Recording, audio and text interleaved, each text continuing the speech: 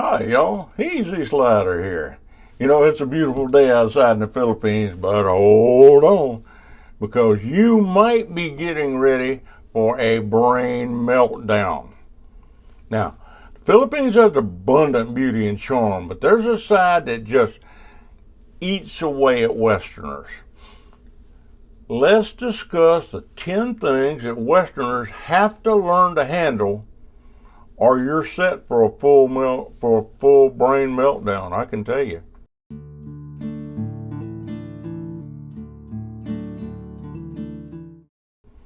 Now, count them down. See if you think you can handle each one of these. Don't worry, I'm going to be here and I'm going to be giving you a few tips along the way as best I can. And because there's nothing worse than a Westerner standing on the street with meltdown. Okay, hold on a second though. While you're still in control and you hadn't fallen apart yet, don't forget to subscribe. I had to get that in, right? You know, if you're just learning about our channel, or if you've been around a little while or following us, you know that one of our goals was to be the go-to channel for long-distance relationships in the Philippines and surrounding countries. And with your help, we're doing that. We are helping the long-distance relationship community navigate the twists and turns that they're going to encounter. So, don't forget to subscribe. You're a part of it, and come on and help us out. Are you ready? All right. Let's start the countdown. Number 1. Since we've been talking about meltdown, we might as well start with a slap in the face you're going to get the second you step off the plane. No. I'm not talking about some beautiful woman walking up to you and popping you on the face. No, I'm not talking about that. I'm talking about the minute you walk out the door of that plane, you're going to be hit in the face with heat. And it's just like you feel like that someone slapped you in the face. It feels that intense. Now, depending on where you're from, that immense heat can be a real surprise. You know, in most places you have 4 seasons or 2 seasons, at least the summer and the winter. But in the Philippines, trust me, it's hot all the time. Learning to cope with it is important because you want to enjoy the time that you're in the Philippines. So you got to learn a little bit. Now, I found out that if I get up early in the morning and go do my things and then come back in before it starts getting real hot, say around 11 o'clock or noontime, get back in where the air conditioner is, I can take time to eat, maybe even take a nap, or do some things that I need to get done inside the hotel, ironing or whatever. Okay, as the evening approaches, say 4 o'clock or so, get back outside and do things in the afternoon when it's a little bit cooler. That's going to fix things, right? Nope. It just helps. Oh, by the way, if you're in Manila, be sure to go to Rizal Park. Also, they call it Luneta Park. And watch the spectacular light and water and fire fountain shows they have there. Boy, it's just starting to get dark. They're beautiful. They're really beautiful. And the good part is a little bit cooler. So, now, I can tell you, you won't regret it at all.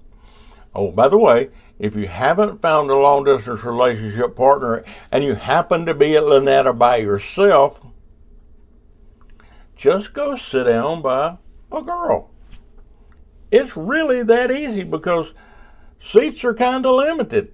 So you can just sit wherever you can. Meet somebody new. Now, have you given any thought to the things that might bother you?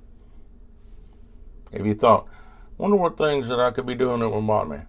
Well, as we continue on, see how many of these you got right, and see how many of them, that you had just not even thought about. Number 2, that brings us to the second confusion point, transportation. Now, most cities have pretty good transportation, I gotta admit, but you better understand how it works, or you're going to find yourself in the totally wrong place. I can guarantee it. Now, we're going to break down the different modes of transportation. The easiest by far is the taxi. Most people in the Philippines speak English, so you can communicate with them. Now, the taxi drivers get a lot of practice with Westerners, so you mostly can talk to them. All right? You simply stand on the side of the road, and when you see a taxi coming, you raise and wave your hand, and that signals them that you need a ride. If the driver don't have a fare, they'll stop. If they pass you by, it's because either they didn't see you, or it was impossible for them to pull over to the side of the road, or they have a fare already. So just try the next one that comes along. When they stop, before you get in, tell them where you want to go. At that point, they're going to tell you that either they go to that location or they don't go to that location. I'd say the majority of them do. If they go there, just hop in. If they don't go there, just repeat the flagging process again. Now, to avoid brain meltdown, remember that later at night, it's harder to get a taxi. Also, busy areas often require you flag a lot. Just be warned. I think the best way to do it though is Uber. Uber is a good option. They have the best vehicles. Their vehicles are all in good condition, and they charge a little bit more. But they have a set price, and that can work in your favor. If you're in heavy traffic and you're using a meter, Uber's going to probably end up being cheaper because as you sit through one red light 4 times, that meter don't stop ticking. But with Uber, it's a set price. First thing you do when you get to the Philippines is put the Uber app on your phone. When you need a ride, post it on the app, and pretty soon you're going to get a reply, real quick usually. You tell them where you're going, and before they even pick you up, they send you a price where you can decide whether or not that's what you want. No brain melt here. That's just a good way to travel. Now, next is the trikes. They're uncomfortable for a Westerner, but it serves the purpose. Just remember, trikes can't go on all streets. They can only go on certain streets. So, just ask the driver before you start off whether they can take you there, and they'll tell you real quick. Also, get a price before you leave. Agree on a price. That keeps everything a lot easier on you, I can tell you that. Now, where they can really get you is, say for instance, you're having trouble getting a taxi, maybe later at night or whatever. Then what they do is they raise the price. That's how they get you. Now, here's the secret I found. If you're going to be staying in an area for a longer period of time, make friends with a trike driver. Tell them, say, hey, look, if you take care of me and treat me right, I'll use you every time. Find out where they park their trikes and keep your promise. They'll spot you if you're in somebody else's trike, so go to them each time. Now, if they set up close to where you're staying, you know exactly where to find them. It not only helps you, you're going to make some good friends. And you can just ask my buddy Rod and my buddy June. I was like family to them, and they always took care of me. They didn't mistreat me at any time. Actually, kind of made me feel like family too, the way they treated me. Now, next is the jeepney.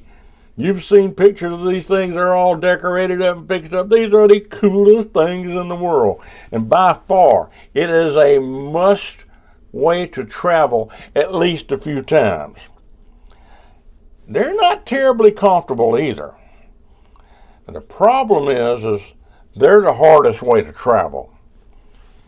If you don't have someone traveling with you that's helping you out and you're trying to use a jeepney, 100% chance you're going to get brain meltdown for sure. When a jeepney's coming down the street, you have to look at the window or the side, which you can't see if he's coming at you, and see where it's going, smaller signs, flag it down, and get on. Now, the one really good thing about a jeepney is they are cheap. You can ride on these things and ride on them for like 20 cents. Can you believe that? Now, it might require that you change from one jeepney to another jeepney to get where you're going. That's why you have to know the streets. You have to know where this jeepney is going and realize it's only going part of the way and you got to get on another jeepney, which would be another cost, but still super, super cheap. But you got to be careful, because if you don't get off at the right place, you're going to be heading the wrong direction. Now, the last method is the bus. I found it to be a comfortable way to travel. TV, air conditioner, and most of the time, the buses are prices are very, I won't say most of the time, all of the time, the bus prices are reasonable. You can travel hours for a couple of dollars. I mean, they're cheap and comfortable. Now, you can do that by going to a bus terminal. You can catch your bus there, or you can just flag one down just like you do a taxi. Again, you have to look at the front window and know where it's going before you flag it down. That can be kind of tough if something's coming at you and is wiggling around in traffic, to be able to see a little sign in the window. So sometimes you get lucky and they're stopped for a traffic light and you can read it. So that's a tip. Go to a traffic light and hope it turns red where you can see the bus. All right. Once again, you got to know if you need to change buses, or you got to know where to get off. Now, most of the time, the attendant that's taking the money and selling you the tickets, they can usually help you out. And if they can't, maybe their English is not good enough. I only run into that once, but one time I had to ask a passenger, but that was easy because the passenger was really nice and quickly told me anything I needed to know. You know, knowing how each separate things work, whether it's a trike or a bus or a taxi or whatever it is, it's going to keep you from meltdown. And, you know, it's going to tell you which one to take. Number 3. Since we're talking about transportation, we might as well talk about traffic. There's a sign outside of Manila that says, if you've never driven in Manila, don't start today. You better listen. You better listen. Driving in the Philippines is a sure way to fast brain meltdown. The amount of traffic, it's unreal, and it's risky. You may think I'm kidding on this now, but you literally can reach out and touch the person in the vehicle next to you. A lot of times you can do that. You can say, excuse me, what time is it? And lanes, well, they're more of a suggestion than they are a law. You might find one car and a motorcycle side by side, all in one lane. And you don't even have to stretch, you can easily touch the people on the motorcycle. All right? And then in front of you, you got a car part in your lane and part in another lane. Oh boy, it's crazy. Now, the tip here, to avoid meltdown, take public transportation. It's so much easier. Now, before I went to the Philippines, I'd talk to people and they'd be sick. They'd go to the doctor and they'd start getting better, and for 1 or 2 months, they'd feel pretty good again. And then they were sick again. And I was thinking about it. I said, there's got to be something that's making everybody sick there all the time. Well, the first morning I was in Manila, I quickly saw what the problem was. Air pollution. Wow. Now, there's been an effort to improve the pollution, but it's slow, and it's only a little bit at a time that they're making progress, but at least they are making some progress. And this is something that bothers Westerners, and it bothers locals. Makes your eyes burn, makes you cough and breathing problems. You can just probably figure that after you've been there for a couple months, if you're living in one of the bigger cities, then you're going to be coughing a lot. Now, living in the province, it can help. But many of the province cities are also larger cities, and it still persists. It's just not quite as bad. Number 5. This is one that always bothered me. Being at street level meant the noise was high. At night, if you didn't book a room higher up in the hotel, you might be woke up a lot at night. You might be kept awake. The noise comes from vehicles, it comes from trains, and yes, the people is talking on the street. Now the trains a lot of times are up above the streets. You've got trains running around over your head, so that just even puts them up higher. So you've got a big layer of noise there that you're dealing with. All right, and it goes on night and day. In the case of living in the province, this is one time it really can have its advantages. Now, if you ask a Westerner what are their top complaints, noise pollution is going to almost always be right at the top of the list. Okay, how you doing so far? Are these the things that you're expecting would be giving you problems? If you've lived in the Philippines, if you've been able to overcome some of these really annoying things, well, if you have, let us know that in the comments. We want to hear what you have to say. All right, number 6, pickpockets. In the bigger cities, they can be a real pain in the butt. You think they can't walk up to you and steal your wallet or your phone without you feeling it. Boy, are you wrong. They can. One of them will bump into you and pick your pocket just as fast. They hand it to somebody walking in the opposite direction that's working with them.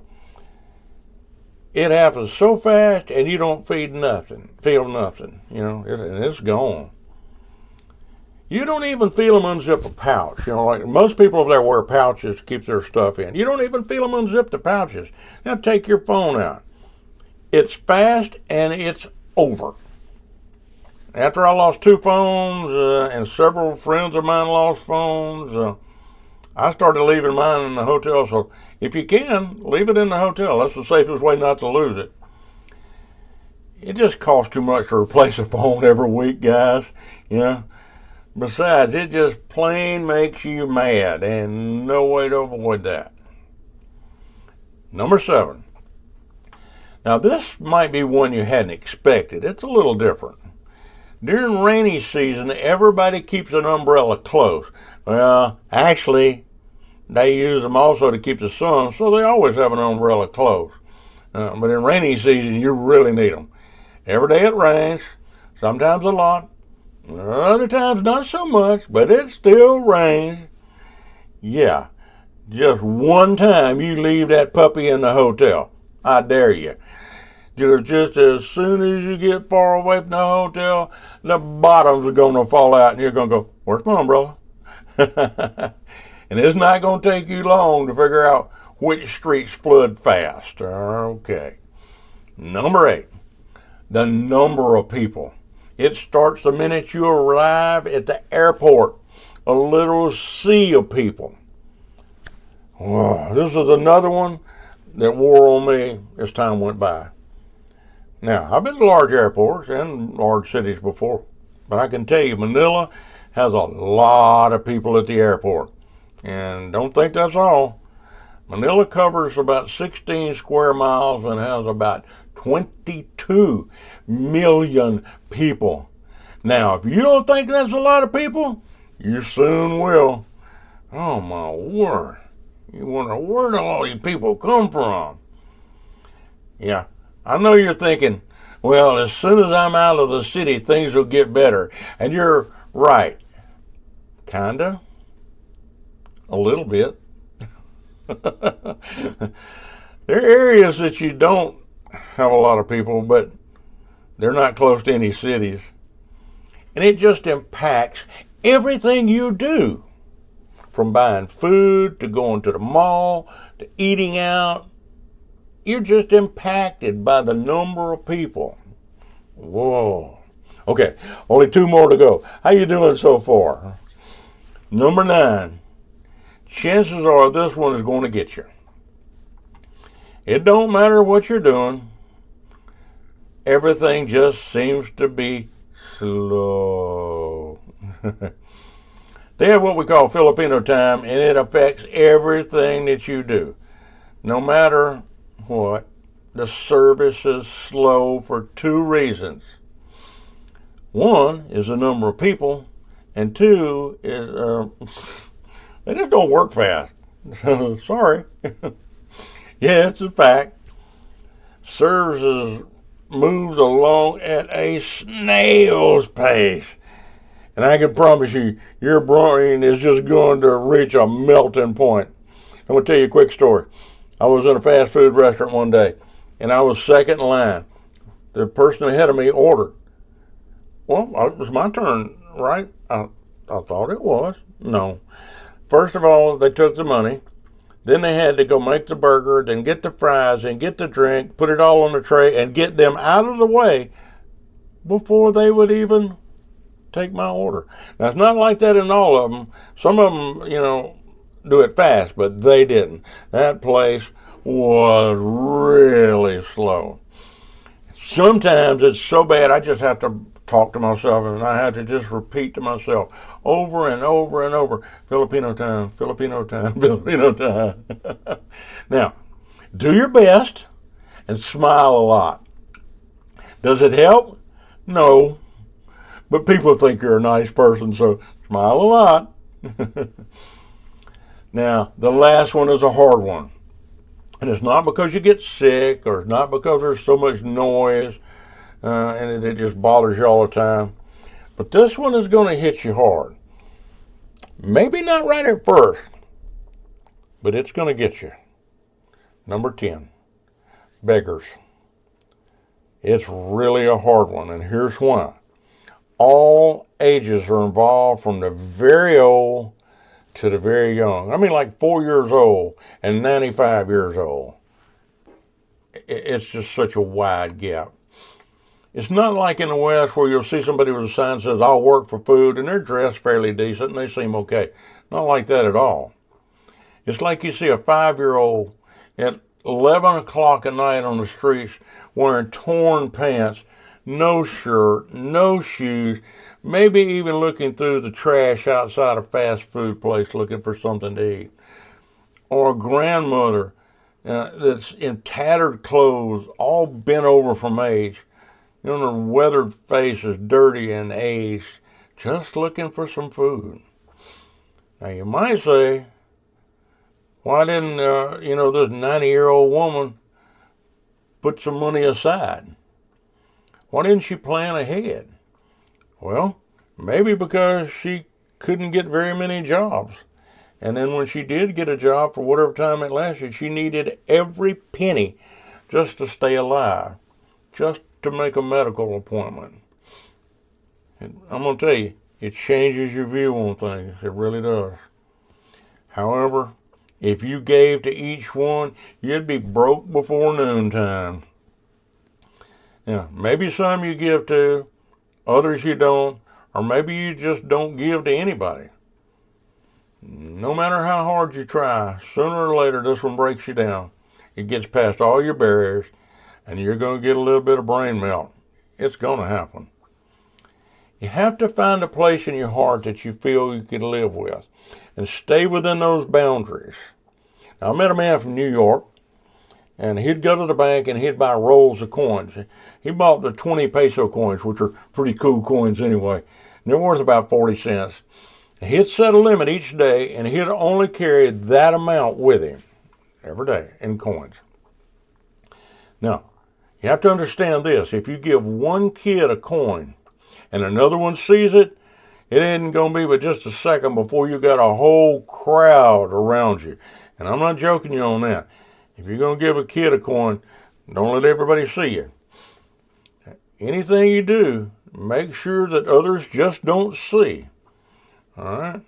Now, I'd see this man every day give out about $5. Yeah, that might seem like a lot, or it might not seem like a lot. But it was what he felt comfortable with. And after a while, though, you begin to where you can spot the scammers and you can avoid them, all right? Another thought is, why don't they work?